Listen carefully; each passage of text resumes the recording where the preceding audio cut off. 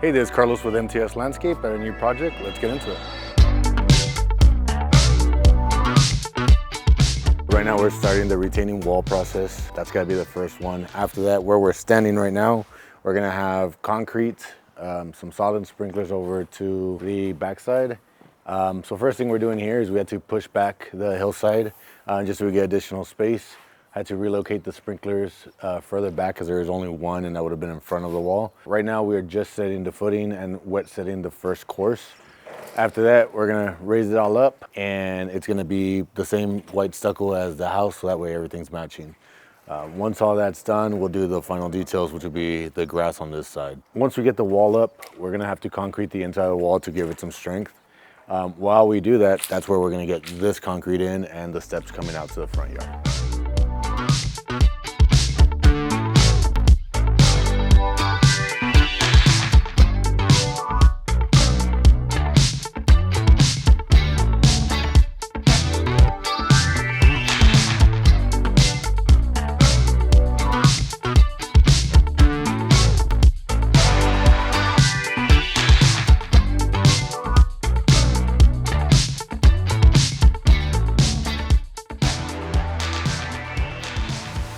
So a couple, not issues, but things you gotta overcome because nothing ever happens like perfectly.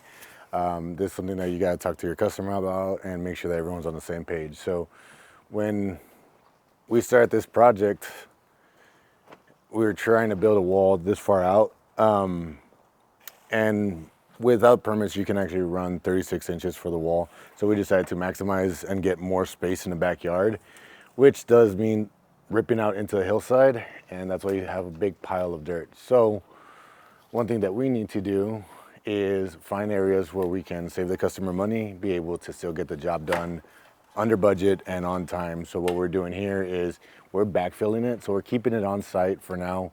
Once the wall is up, once it's completely concreted in, we're gonna go ahead and backfill everything and try to save some of that material. So we're not spending a day hauling it away, paying for the dump costs, and then coming back and paying for backfill, paying for something else to bring in more material. So keep it on site until we use it all, and then we'll take it off towards the end. Another obstacle that we came across was because we were originally gonna stop here and we pushed it back those extra feet. Now we have the edge of the dirt that's obviously we need to retain so the customers don't have, water coming over onto this side. So what we did have to do was open up and make an additional wall coming out this way, and we'll step it down so that way it retains that little section of the dirt as well, just like this wall is going to hold back the dirt behind us.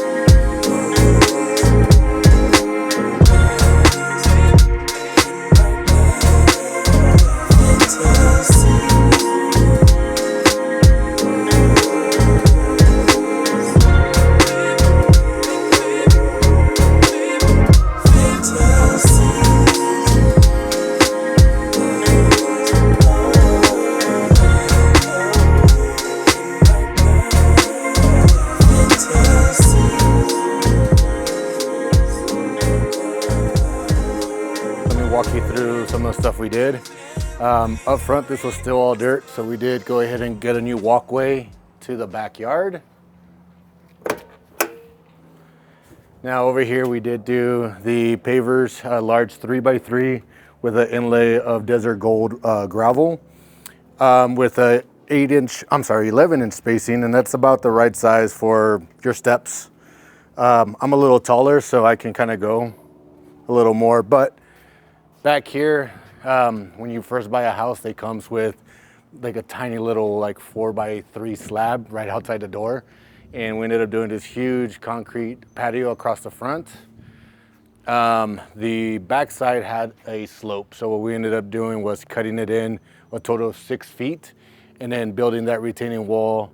We were actually able to utilize a lot of the dirt that was there to fill the backside and kind of flatten out the rest of the property, so that way we didn't have to bring in more material and pull that stuff out.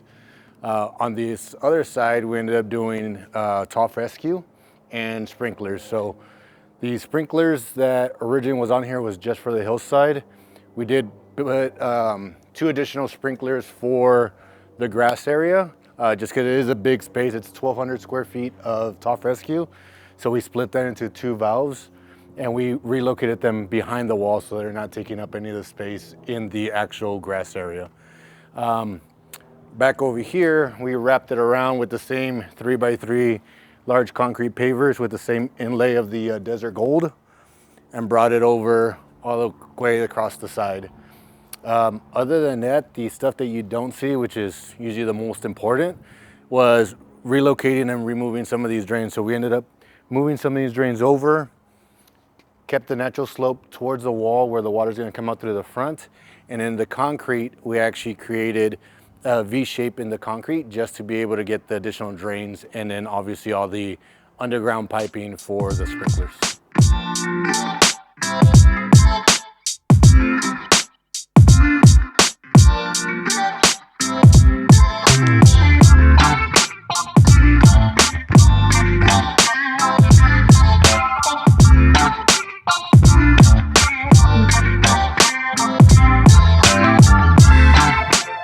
So really happy the way this project came out. I truly enjoy being able to do, all-in-one project. So from start to finish, just because as much as you like to see it on the videos, I like seeing it in real life. But stay tuned for more videos, and if you want any info on how to get a hold of me, get an estimate, or get us on the calendar, link is in the bio, and come check us out.